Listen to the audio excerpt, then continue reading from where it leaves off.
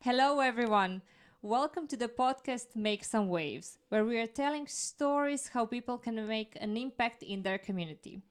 Today, here with us, we have Maja Christofor. She's an activist, a journalist, a social media manager, freelancer, and so much more. Maja, thank you so much for coming here today. I'm really excited for this interview. Thank you, Tena, for having me, and thank you for this nice introduction. I'm really very pleased that you have contacted me to be in this podcast, and I'm really happy for the interview. I don't know what will be the result of it, but I know it will be good. Well, usually when we get together, we have so much productive ideas. So I Of can course, imagine that this will be one of them. of course.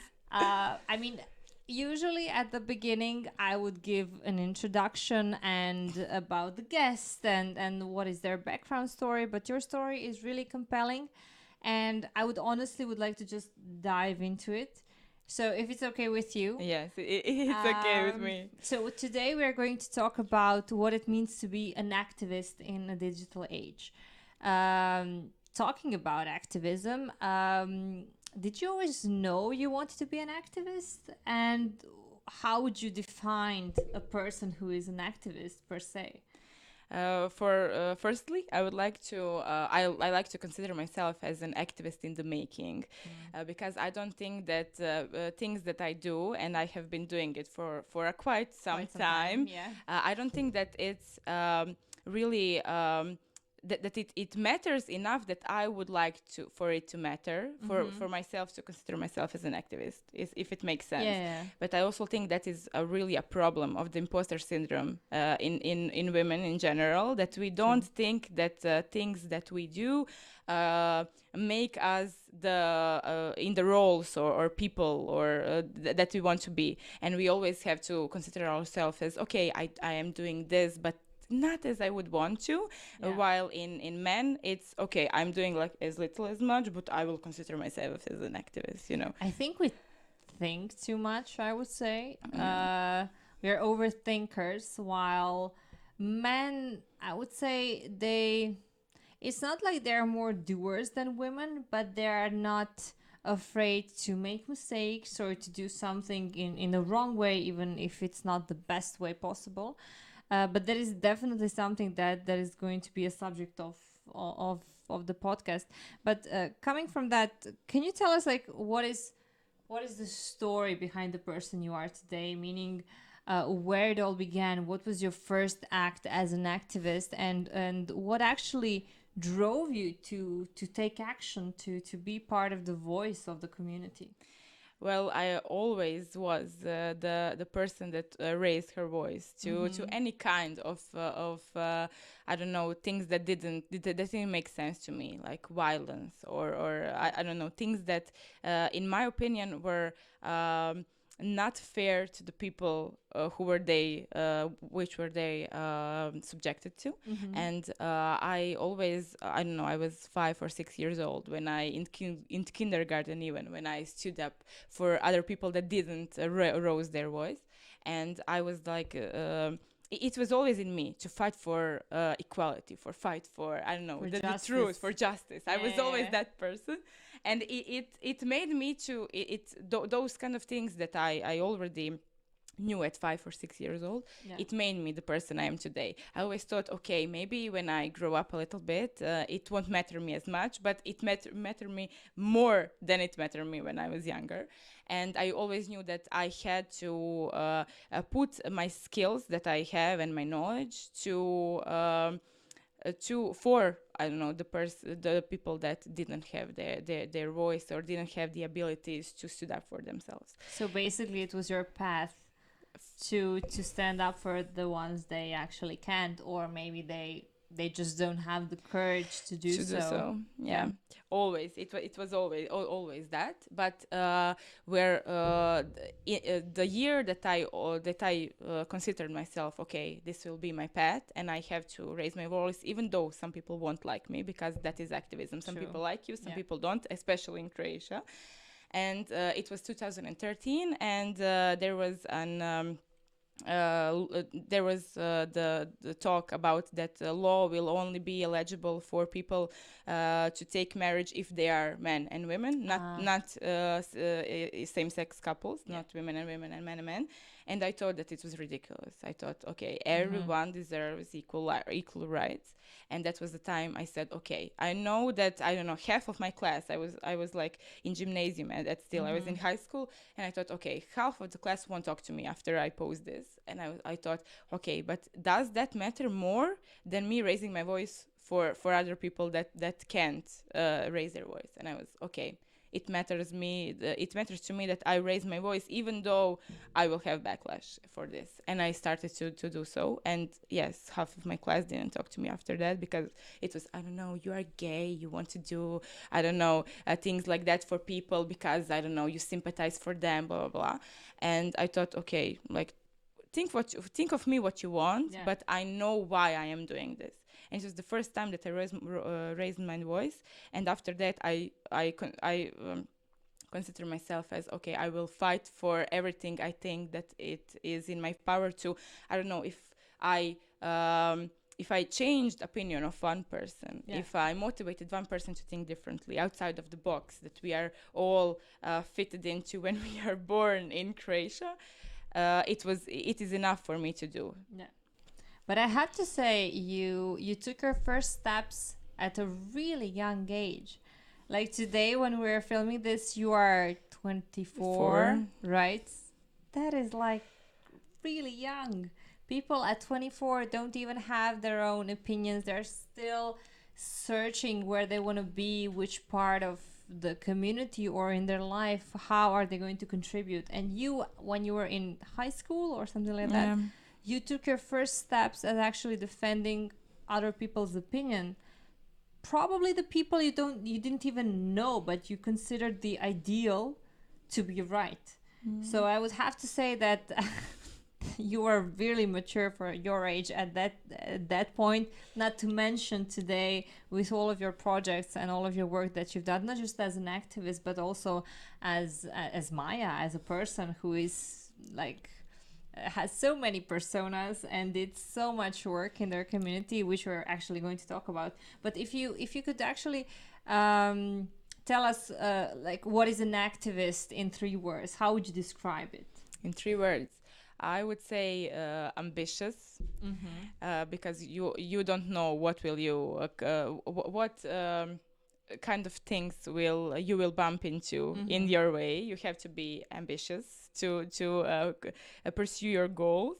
You have to be thick-skinned, because True. so True. many backlashes, and I would say not only as backlashes and in social media, as cyberbullying comes through your way, it also comes to, I don't know, death threats that I have received Wow. through my work as a journalist, and things like that. You have to be thick-skinned to do so, and you have to have, I would say, hot head, but Mm-hmm. not in a negative way. Yeah. But you have to be willing to do things fast, and in a way that it will, you will come to a lot of backlash. You will come to a lot of people that it can be dangerous for Yeah. you, but you have to go through that.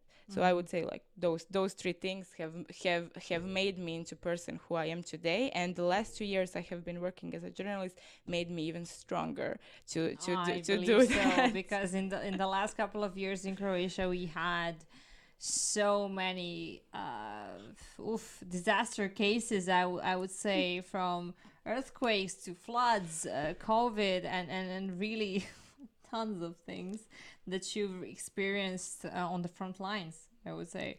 I did. But does like this is also the questions you said that people need to be thick skinned. Is there something you are born with or can you develop over time, meaning that like if somebody wants to be an activist but is a bit afraid, it's he or she is a bit internavist, can they become somebody who raises their voice, who are on the front lines, or are they just born with it? uh, it's a good thing if you are born with it. I Yeah. wasn't born with it. I am Cancer in my astrological sign, Uh-huh. and I am really emotional. And comments of other people really, really affected me Mhm. through my years. And I always thought, okay, so. In one particular time, and even now, last year I got some backlash for a campaign that I stood up to. Um, it was always a question, okay, should I go further or not? But I think that even though if you're an introvert perhaps, and you come out of your way to do activism, to Mhm. be active, and to raise your voice, and you come to a backslash, because it isn't something that if I come to some kind of to people that don't understand me or are against me, it is when I go Mhm. through that. And when you first go, you come across to that, and you see people that are against you, and you say to yourself, okay, I don't I will go through this no matter what. I know what are my words. I know what goal I want to Mhm. pursue, and that makes you thick skin. So so many backlash, so many cyberbullying makes your skin thicker and Yeah. thicker. And I wasn't Whether born you want it or not. whether you want it or not. Yeah. So I think that it is amazing if some people are born with it, because there are some people Yeah. who are Yeah. born with it, but you can achieve it through time. It is just your perception of the situation, and your how do I say it? Willingness. Yeah. Willingness, Yeah. yeah, You did thank it you. correctly. To do that no matter what. Just you have to have a real perception of what activism means in whatever field Yeah. you want to pursue, because activism is so diverse. You can be an activist in whatever Yeah. field is close to your heart, or in two or three, whatever you Yeah. want. But you have to be really aware of what will you come across. So I think that you manage it through time, and you grow thicker and thicker Mhm. skin through time.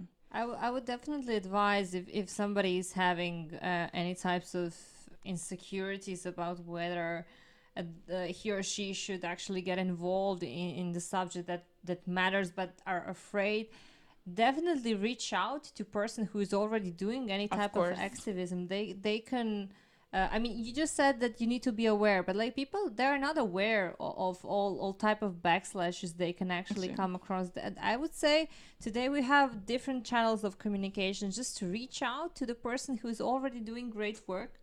He or she can motivate you, can guide you through the process, and just be there for you. Be a support system, and maybe from time to time you will decide whether this is something that you would like to do, or maybe it's just not it's not it's the for thing you. for you, Yeah, and which is also okay.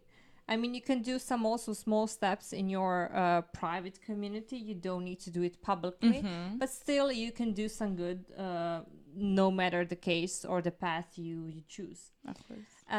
But also, I really wanted to ask you, like in one of your interviews, you said that one of your dreams was to be a war journalist. It was. I was I was super super excited when I heard when I read that. So did that dream actually came true?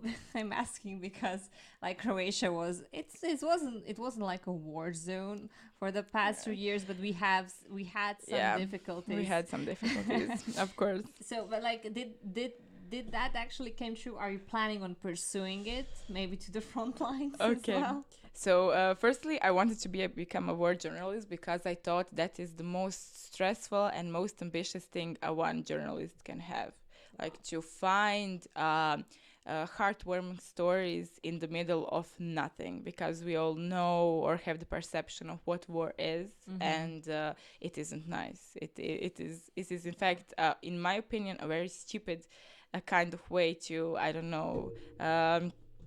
Have your power risen, or whatever the purpose of the war is. But people are the ones who suffer the most in any kind of Yeah. war, and to be able to tell stories of in the middle of nothing, because those people are left with nothing, was my passion to do. and I always dreamed of that. I know that in Interliber, which is Mm-hmm. our Mm-hmm. book fair, I bought a book of Croatian journalists who have went to Syria, who have Mm-hmm. went in, who were in our war when it was in Yeah. 1991, and who made those kind of stories. And I thought to myself, okay, this is something that I want. And it came true in a one sort of way, because when in Croatia in December, when Petrinja happened, so the Yeah. earthquake really almost wiped out the whole city and all the villages around it.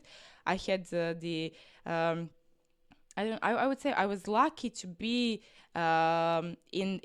to be there for month, and I have reported exactly those kind of stories that I wanted to do. And I'm now one step from crying, because it was the my dream that really came true, that I had the opportunity to talk to people who were left with nothing. Some of those people, people who know Petrinja, it was devastated in the war, Yeah. and people really made their efforts to build their lives from nothing, and again in the earthquake were left with nothing. And those were people that second or third time had to build their lives from scratch.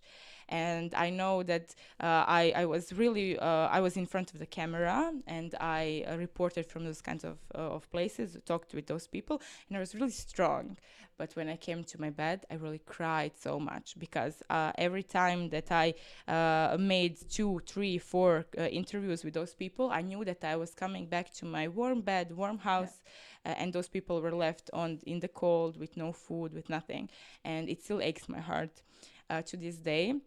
I And know I followed your path when Petrinja was happening on social media. You actually wrote about this, about going to bed to a warm bed when people lost everything. They everything didn't that have anything warm, not even a blanket, let alone house or a bed.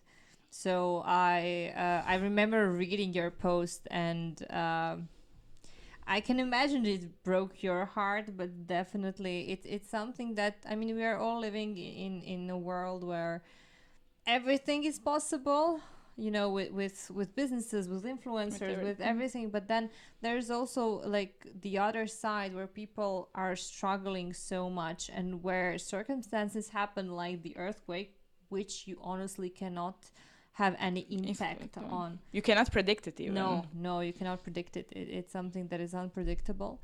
So, how did that experience shaped you? I mean, over the course as a journalist or even as an activist. So as a journalist, I realized that my emotions have to be put aside, and I did through my interviews and the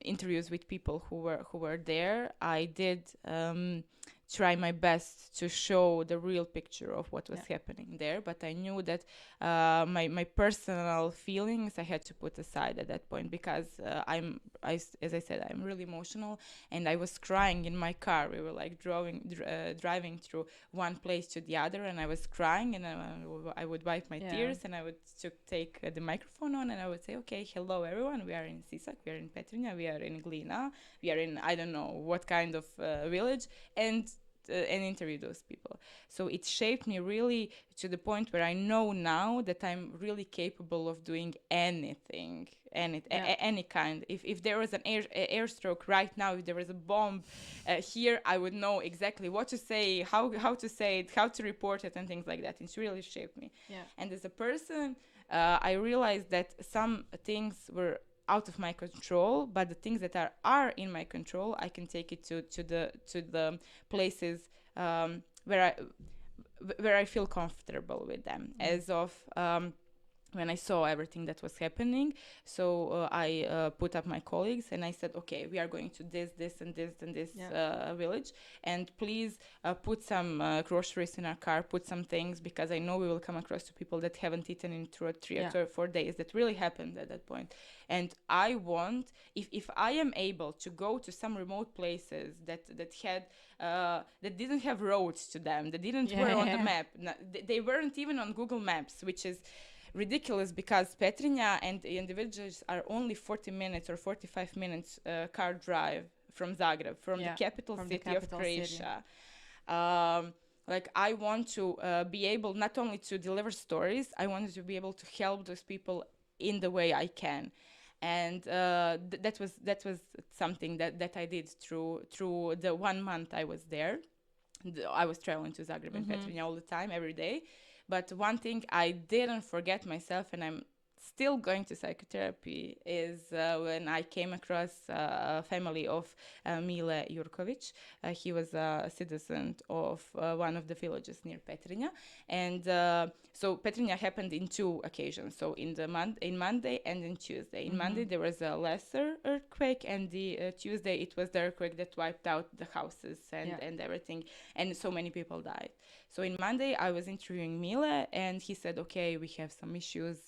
Our house is really worn down. If another earthquake happens, we will die." And I really took that to heart, and I took his contact. I took contacts of. Red Cross, the organizations at that Mm-hmm. point, and I knew that I needed to connect him with the help he needed at that Yeah. time, he and his family.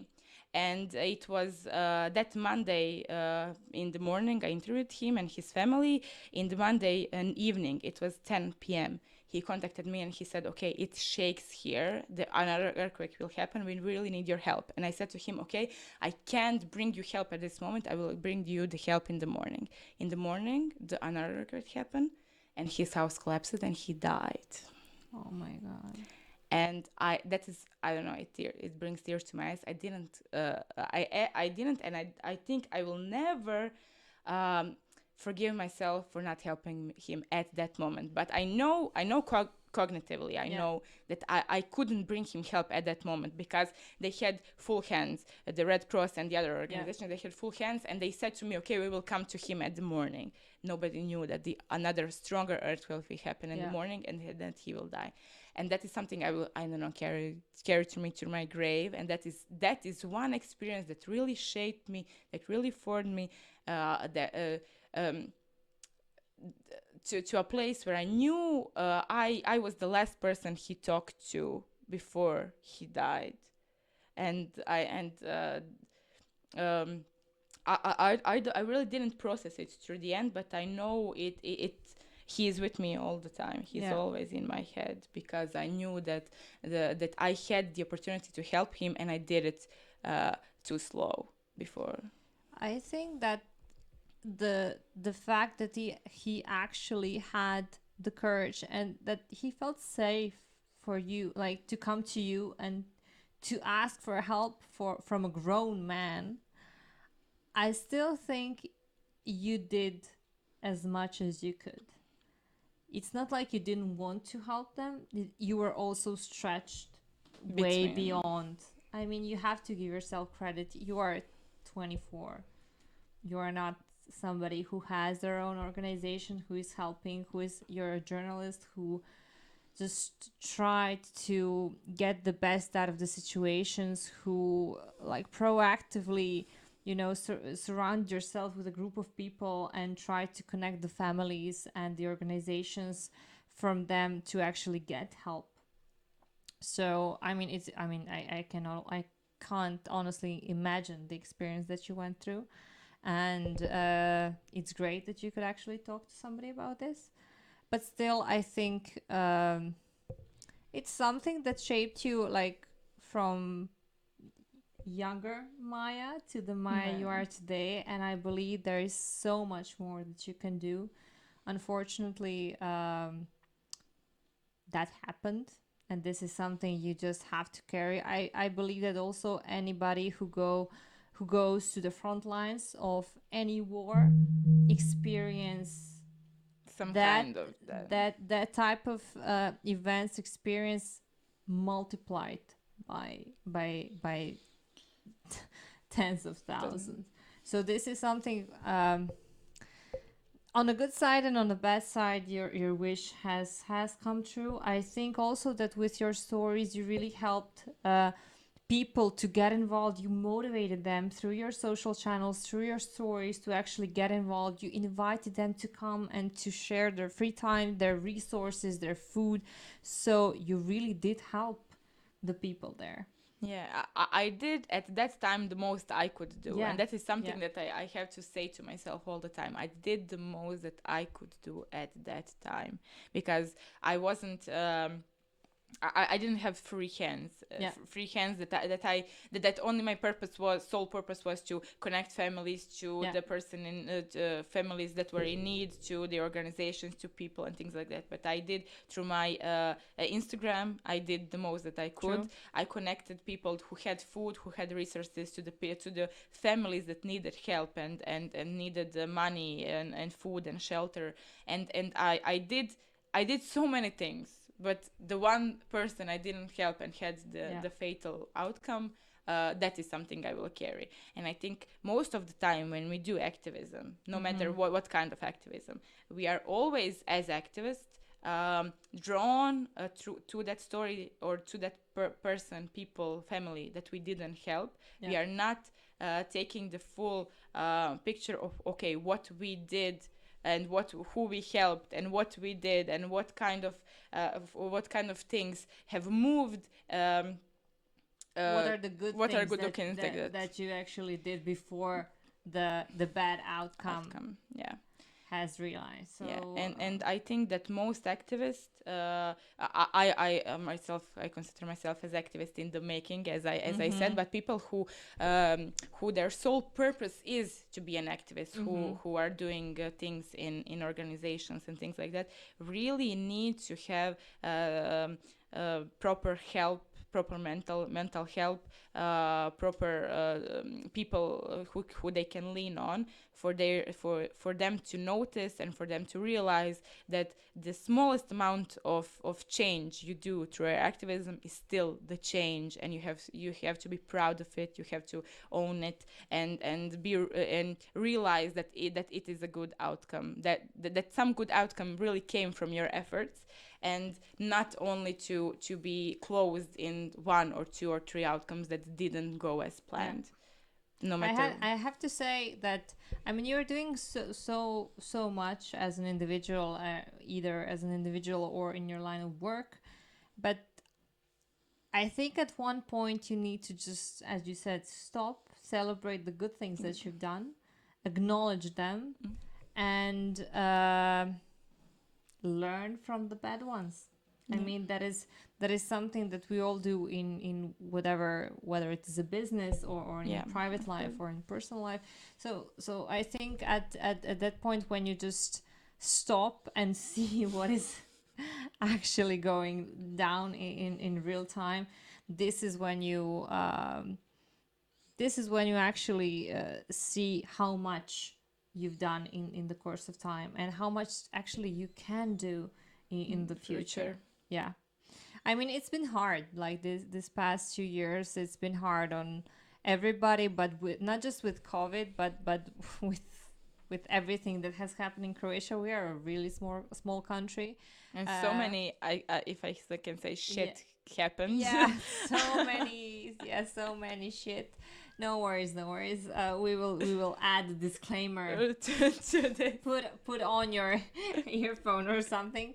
Um, yeah, but definitely, I mean, not just individuals, families, like businesses really needed to change the way they work, change their business models, everything. Like a lot of businesses and industries are actually at the break of either a bankruptcy or devastation, and at that point they just changed everything and transferred to something else just so they could survive. So it's Of been course. hard, not just on families but on the economy as well.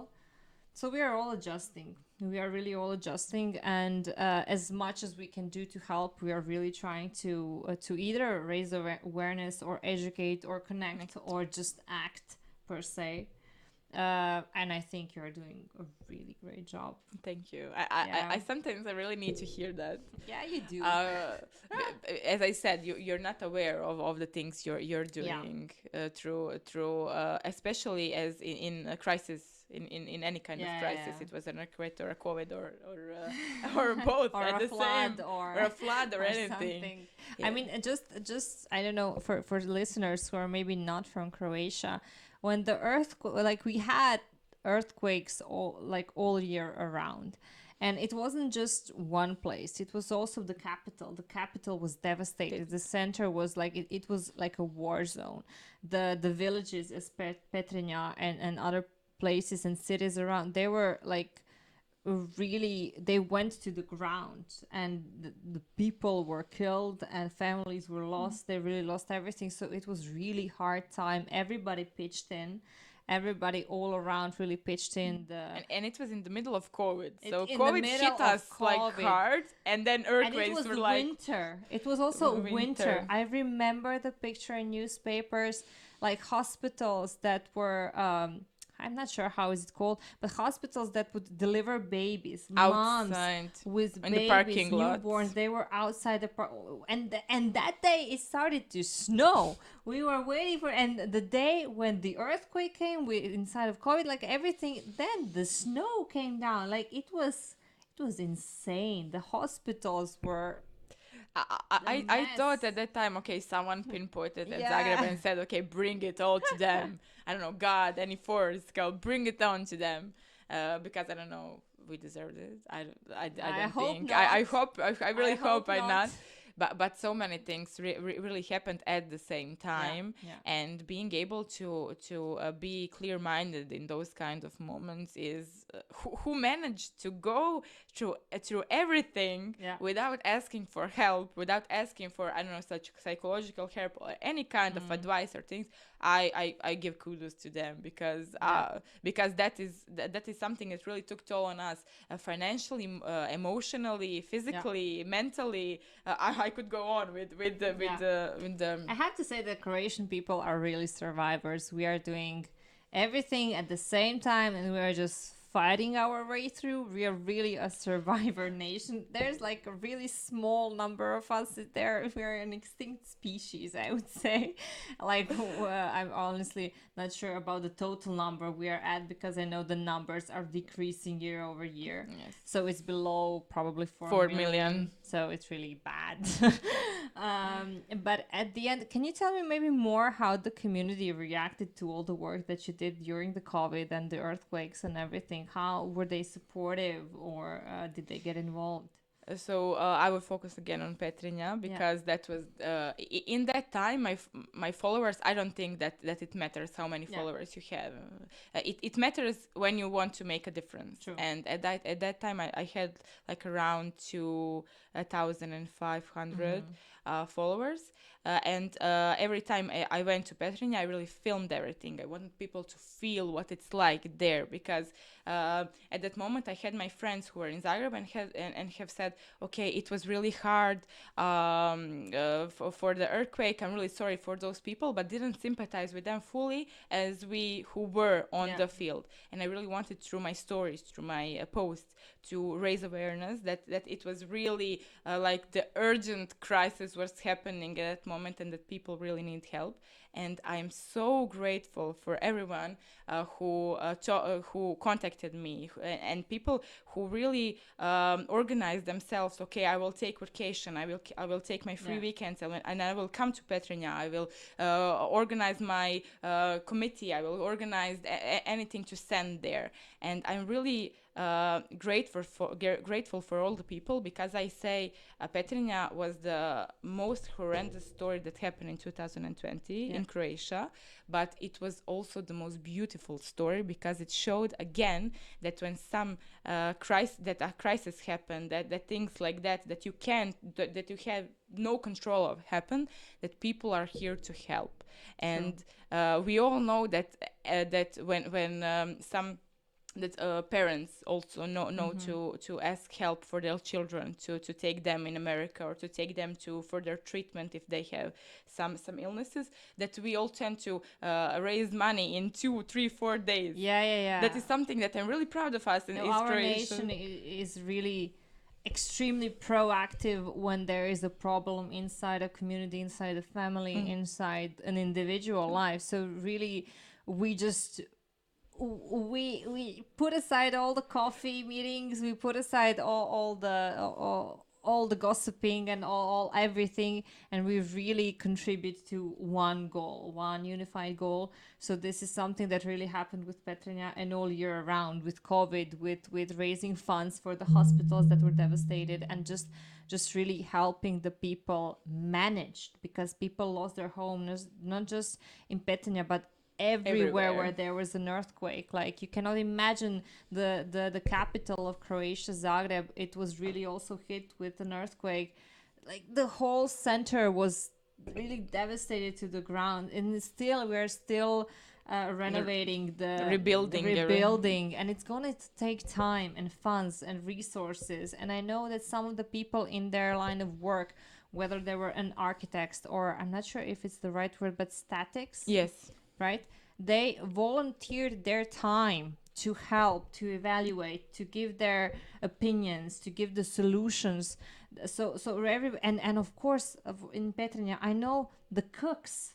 The cooks volunteered their time, not just 1 or 2 months. They were there for a couple of months, really trying to provide food with their team to really help out the people around them. So honestly, we have our set of issues as a country, We but have. still there is a really huge spirit of community, and a way, if there is a problem, we are going to find a solution. Solution. So this is something that I'm really also proud of, and I'm In our proud. nation, that Yes, we I have mean, the ability to do that. I'm not sure, but like, I'm really proud to be called a Croatian, because really, at the end of the day, with all of our problems, we are still human beings ready to help at whenever somebody calls us. With how that, like, we're not the nation that earns the most money. We're not the nation that has all the resources, all the True. opportunities, a great economy. We are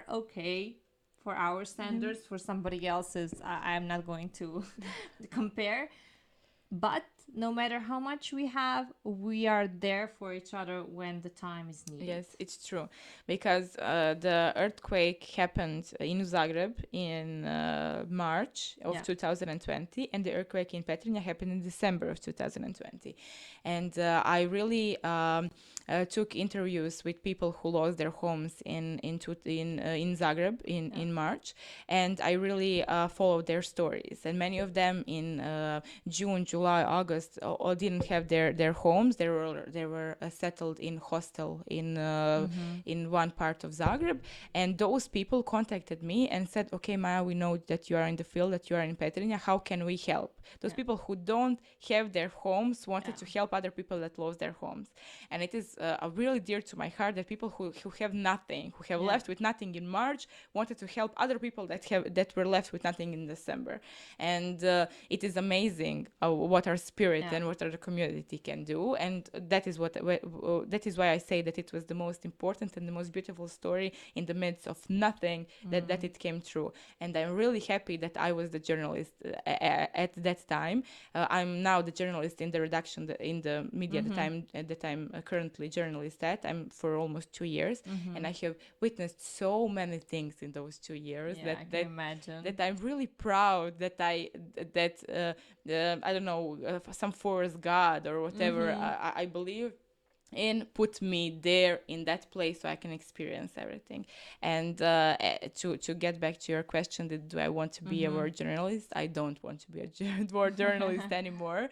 It would be a thing that I would do if I had to do, but I think that I pursued my goal, and my dream came true in the December of 2020, and that will be it for me to go through that again. Can you maybe tell us what were some other projects that you either started during 2020, during the COVID year, and or maybe just got involved during this period of time?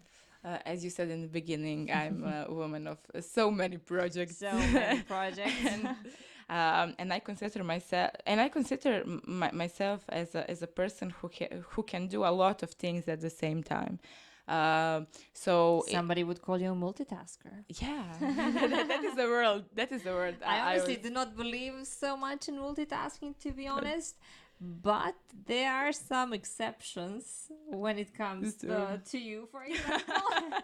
You are really doing a lot of things in the same time, so really congrats to that. thank you, but it took a toll on my health. Yeah, So it's not good to put your some of your goals before your health, yeah. and that is true that you have to put yourself first, your health, especially mental and physical. But to take my kudos, some of my kudos that I've done in 2020, I realized that. I had even though I worked so much because the COVID hit, and in March I just came back from Belgium. I was there to do a project, and the COVID hit immediately after that. I don't know, 2 or 3 Yeah. days, and we had to work from home. And I realized, okay, I have, I don't know, 1 or 2 hours more because I didn't have to commute to my job, to my Yeah. college. I didn't have to do that. And I realized, okay, there are some dreams that I wanted to pursue, but I didn't have the time to do them. And I realized, okay, I'm now working remotely. I have worked a lot through that COVID because I had to report from so many places, Zagreb Yeah. and everything, every place that was really close to Zagreb. I had to report from that places, but I still had, I don't know, 1 or 2 hours in the day more than I had before. And I said to myself, okay, podcast is a thing that I really wanted to do for such a long time, but I didn't have the mics, I didn't have this sophisticated office that you Ooh. now have.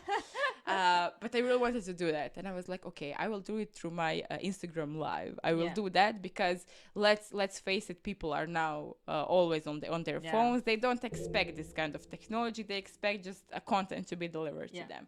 And I did one season of my podcast, Srijeda ma s Majom K, or Wednesdays with Maja K. That is me. I followed. Thank you. And it was amazing for me to do that, and I learned so much through that process. And I also started to educate other people on LinkedIn, which I know that you also like to do, and that is also a passion of yours. Yeah.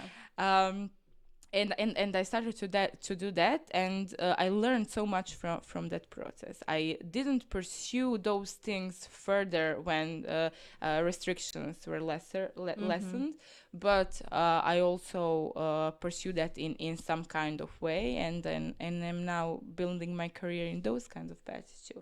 So I think that COVID, business wise or time wise, has made us all look maybe deeper into things that we always wanted to do, but didn't know when was the right time. Maybe COVID and the middle of pandemic wasn't the right time, but I did that.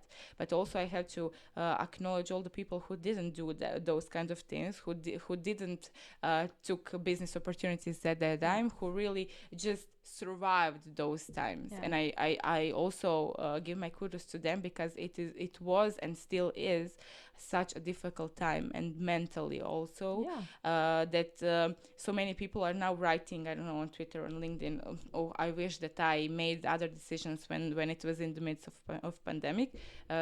I say to those people, don't feel bad for that. Don't feel bad that you didn't took the opportunities or things like that, because to only survive those things was accomplishment of itself. But I have to say, this is not something that it's over. Like COVID is still Here. actual. The disease is not going to disappear anytime soon. It's just going to progress. There are a lot of things happening that doesn't need, like, that they need your help or any type of activism, meaning that it doesn't need to be an earthquake. Like, there is a lot of homeless people on the street. There is a Yes. lot of people who maybe don't have access to education. There is a lot of people who need resources from food or clothes or anything. So I would really suggest, for if you have the feeling that you really need to do something to contribute to community, just try. I mean, Google any type of organization that is doing those types of work. Get involved, contact them, whether it is on a website, on LinkedIn, on Google. You can really find the contacts, or just ask around. It really doesn't take much. It takes maybe 2 or 3 calls or just one email. So you can still do so so much. much. Yeah, You really do. because I think that people consider, okay, if I want to be an activist, if I want to make a change, I have to do it publicly. I have to do it, I don't know, it has to be really much so it would be considered an Yeah. activist. No, only if you, I don't know, in Croatia you can exchange plastic bottles for Yeah. money. If you only put your plastic bottles in a bag and put it beside a trash can, and you Yeah. help people who make their money off of it, like that, it is a part of doing good for the Yeah. community. You don't have Definitely. to do, I don't know, so many things for you to be considered an activist. If you make only one step towards making the community better, you are already an activist, in my opinion. If you help just one person, You're an you're activist. really in a good way to do so. But like speaking of having a huge impact, can you tell us? I mean, you've been around on social media. You're not just speaking publicly on social media. You're also managing the social media presence. Can you maybe tell us how social media helped you raise awareness for your projects, any type of projects, and the work that you've done in the past year? Uh, so much. It helped me to raise awareness so much because right in the midst of the first lockdown in Mm-hmm. Croatia, people were closed in their homes, were only forced to look in their screens Yeah. all the time. So the activism had to step up its game Mm-hmm. and come to all social media platforms. And I'm really happy that in Croatia, especially, so many people who were influencers, sorry, Yeah. um, and who were maybe not influencers, took their opportunity and the social media presence to help raise awareness in some Yeah. kind of topics. And now the activism is something that Generation Z Mm-hmm. is really wanting to do, and they are doing it at Yeah. this moment. And I think that digital presence is really important if you want to make an impact. And I know that in the beginning of the lockdown, some people said, "Oh, you wanted to be an activist? Maybe go out to the streets and do some kind of protest." But it wasn't physically wasn't able. We Yeah. weren't able to do so like that. But you can make such a more meaningful impact in the social media because everyone is on social media. So I think now activism is going hand in hand with the digital. The technology uprise, if I can say Yeah. so, because everything that we are doing at this moment, every kind of business, everything Mm-hmm. has to go hand in hand with the technology Yeah. and activism going on the platforms. And people who, when it was Black Lives Matter in Yeah. America, I sort of looked into it, organized Zoom meetings, organized Zoom protests, events, Events. and Yeah. it had an impact as it would have if those people were on the streets. Yeah. I mean, there is a lot of story going around that some people use these situations just to Become an help influencer. become an influencer or just to have a better image of themselves in the media. I mean, sure, there is also somebody who is doing that, but I have to say that I'm really glad that new generations are taking social media, whatever social media platforms you're interested in, to really help raise awareness about the issues that matters to, and not just raise awareness. I have to say that we need to start using social media as you did to connect the problems to the organizations that can actually solve the problems. So it's a really channel not just for raising awareness but also taking action. And it's really quick. You just need to either DM, tagged, or put out a hashtag and actually ask somebody to get involved. When you do it publicly, people, I don't know, they have the need to respond or the responsibility to respond. Respond. And it's okay if you don't have it naturally, but still people will really take action and try to help in any way as they can. Of course.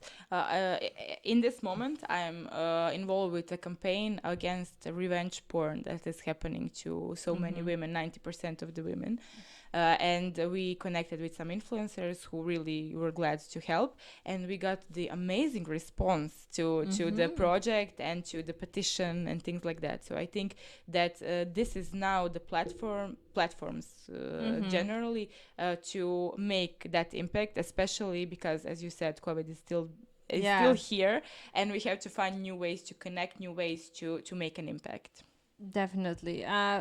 Could you maybe tell us what were some of the challenges you were facing when communicating on social media, and how did you address them? I mean, what would be the steps to address a problem that is happening on social media when a disaster is actually active? So I was really true to myself. I knew at that moment that I have to take any filter off that I had. You have to take it. You can't be politically correct when you are an Yeah. activist. You have to speak true to your heart, and I did it. But I came across a lot of backslash. I got some death threats. I got some rape threats. Oh my God. I got really hate speech in my DMs, in my comments on my posts and things like that. But it made me stronger. And the thing that we as women don't take it as seriously were those death threats and rape threats, because when you contact someone and you say to them, okay, I got some of those threats, people all tend to say, okay, just delete him, block him, Yeah. or them, and don't really pay attention to it. But we have to address it that it is violence, and not only is it violence, it can be dangerous, and we have to take steps to make those who wrote those kinds of things at least acknowledge that they did Yeah. that they did things that can be potentially I mean, they harmful. need to be held responsible. Of course. Either they did something or didn't. They took the first step into doing a really horrible deed. And it's a threat. I mean, you can get charged for For a that. threat. So, whether it is on social media or directly, I think that erasing it or ignoring it, it's just becoming a part of a bigger problem. Yes. So, did you maybe address some of the threats that you given, or some of the problems that were going around in your social media? Yes, I did. I recently, as of recently, 2 months ago, I got a rape threat, and I screenshot it and I took it to the police. So we have application of our police, and I screenshot and I sent those screenshots to the police, and they said to me, okay, this is a threat. You can come to the police station and make a real charge. Yeah. And I wanted to do that, but I wanted to my journalist part of me Yeah. wanted to like dig deeper. Who is this person who made the threat? And I went on Google, of course, and Googled the shit out of it. And I found the person who wrote me those messages. I found that it was a kid that only was 15 years old, and that he was active in basketball club. And I took the phone and I contacted his trainer. Yeah. And I have said to him, okay, you are the trainer. You hold your kids responsible, that they have the sports spirit, that they are good, and Yeah. things like that. You know what happened with one of your kids? He texted me that he wanted to rape me, and he was like really shocked. And he said, Yeah. okay, I really don't want him to do that, la la la. And I made contact with him. I made contact with his parents, and I now hope that he thinks better of what to put on social media, because Yeah. I think that especially people, young people who Yeah. are like in teenage years, don't really know everything that you write on social media. You can be held responsible for it. You really can. Yeah. Because in that time I didn't know if it was a 15-year-old boy, if it was a 30-year-old Yeah. boy. Does he know where I live? Will he make that allegation come true? So I mean, yeah, but it's a serious problem. It's somebody threatening your safety at the end of the day, whether they have 15, 30, or 55 years old. What I really like is that you really address the problem to its core, of course. I mean, you took the good steps into turning into the police, but you also addressed to to the guy who actually sent them, and maybe at some end explain to them that it's really not okay to do so. they really need to be aware of the consequences that are these days. I do have a couple of more questions. Could you maybe tell us how people can get involved into some community projects? Do you have any organizations that you would recommend? And maybe just advise them if somebody who is listening at this point wants to take action, help the community. Could you maybe recommend some of the organizations that can get involved? Firstly, I would like to say that if you want to be an activist, of course, you have to be ready for all the backlash. For that is the first one. But second is to realize what is one kind or one field that you want to be activist in. I've seen now that so many people who rose up as activists on social media, they get backslash and they say, okay, you are for women's rights, but you aren't for ecological rights, you aren't for this and that, because we can't all be activists for everything. You will choose one or two or three of your fields and you will like go get deeper in them. So that is the first thing, to see what is close to your heart, and pursue activism in that. Which problems do you want to address first? Yes.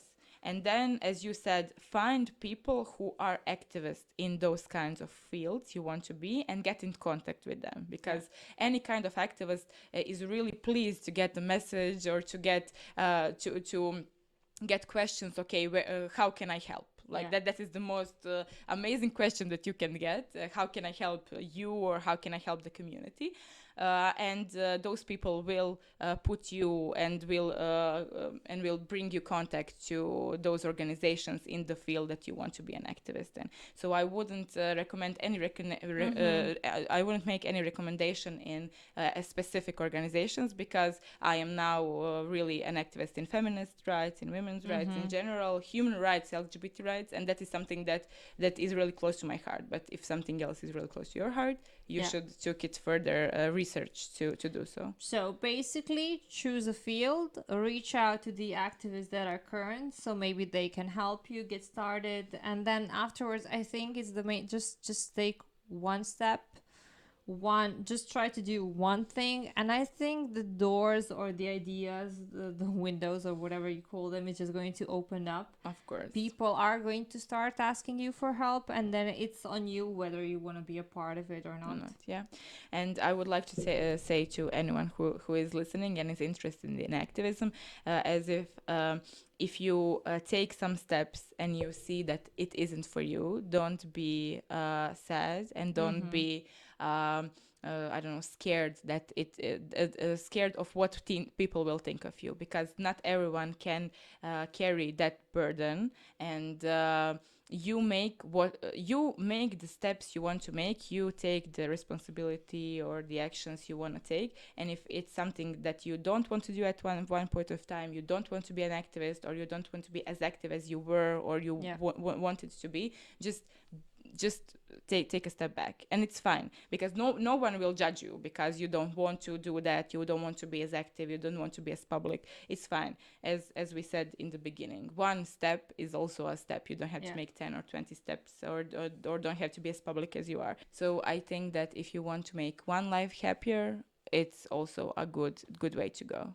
Yeah, and can you tell us maybe what are your steps for the future, or what are your goals, plans? What projects are you willing to reach out or pursue?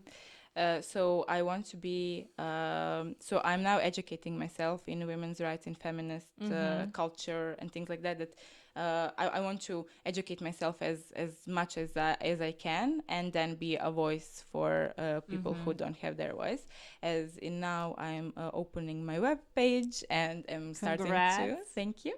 And we'll start to write columns, and we'll start to get in contact with organizations and ask them if I can help them in any way that I can, with PR, or maybe with my voice in general on social media. And I will make the second season of my podcast, but that will be only activistic podcast, like in educational view. And so I am really happy to do that. That's really great. Honestly, feminism is a a topic close to my heart. So I have a feeling that we'll speak in a sooner future regarding these topics. Maybe in my podcast. Yeah, probably something like that. Um, I apart from the topic being an activist in your community, I've prepared like I call it quick and easy waves. A Okay. couple of questions that really doesn't have anything to do with the topic, but they are really fun. And it Okay. has to I do trust with your you. personal opinions. Okay, Okay. so you need to answer it really quickly and just like the first things that pops into Okay. your mind. I Okay. can do it. So first question: would you rather be the first woman on Mars or the president of the United States of America? I would be the first woman on Mars. Yeah. Yeah. Why? Because my background is science, even though I'm a journalist I'm now in PR, but my background is biotechnology, so that is closer to my heart. Maybe. I'm not sure if you followed up the story, but there, like today, there is one girl. It's like the PR press that was all around her. She's called Alyssa Carson. At that age, she was 17. She was the first woman to actually went through all the training in NASA, visit all the camps and everything, and she is actually in line to be one of the Oh, first women on Mars. I'm So, really happy for that. I like, this didn't is know that. insane. It's just really great and an empowering story. So I probably would be also the first woman on Mars. Yeah. Politics, it's a bit complicated than visiting Yeah. Mars. It is. Okay, so what secret conspiracy would you like to start? Start researching or No. No? What conspiracy would you like to start? What? Oh my god, that isn't quick and easy way, Tena. I know, sorry. But like, what is the fun conspiracy you would like to start? The fun conspiracy that women actually have control of men and that they do everything that we Oh my want god, to do. nice. want I'd to. totally be part of that conspiracy. That they are actually our marionettes, or how does that they're our Puppets. puppets. Yeah. Puppets. Nice. I would definitely be part of that conspiracy. Okay. What was the worst or the weirdest dream you ever had? I had one crazy dream last night where I went. Oh my god, not before the podcast. Yeah, that was why I was late a little bit for this interview, for the podcast. Just kidding, but I had the dream that I had to cut my hair short. It was really bad cut, Oh my so I god. can put on a helmet and then swim to a lake with a helmet on. Wow, that's really terrifying. Yeah, because it didn't make any sense. Like, why did they had to cut my hair to put on a helmet to go swim in a lake? I'm not really a fan of cutting the hair. No, so me for me, neither. that's like a nightmare. So everything was really weird. But that is the Yeah, dream that I had the last weirdest night. dream. Yeah. Okay. If you could be in any movie, what would it be? In any movie, Yeah. I would like to be in a feminist movie of any kind. Okay, and the last question: what superhero or villain would make the best therapist? Mm, Um, it's an interesting question. I know. I like when I wrote it, I really had to think about it, but it was yeah. But like, it's all you. Go ahead. How do you? What is the one the woman who is all green and venom? She has venom and she kisses. Poison Ivy. Poison Ivy. Oh my god, I love her. Yeah, she is the villain, but I really like her as a villain, and I think that she would make a good therapist because in some sort of way she wants to be better than all men, and I think that she would give a good advice how to make men to be puppets, our puppets. Wow. You know. Yeah, good therapist. Yeah, definitely good therapist. Like when you need some marriage advice, definitely would go be to the Poison, one. Poison Ivy. Maya, really, thank you so much for having for coming today, and I'm really glad that we had this talk. But uh, I just have one thing, since I have the privilege of you coming to my creative room, because guys, we are in the creative room. You can pick whatever pillow you want from here. So, like, behind us, we have my personal motivation pillows Pillows. from time to time. So if you want, you can pick whatever message you want, whatever quote you want. So that could be your message for today for this podcast. Okay, I have to see, but I did see this one. So it says, imagination is the only weapon in the war against reality, which is true.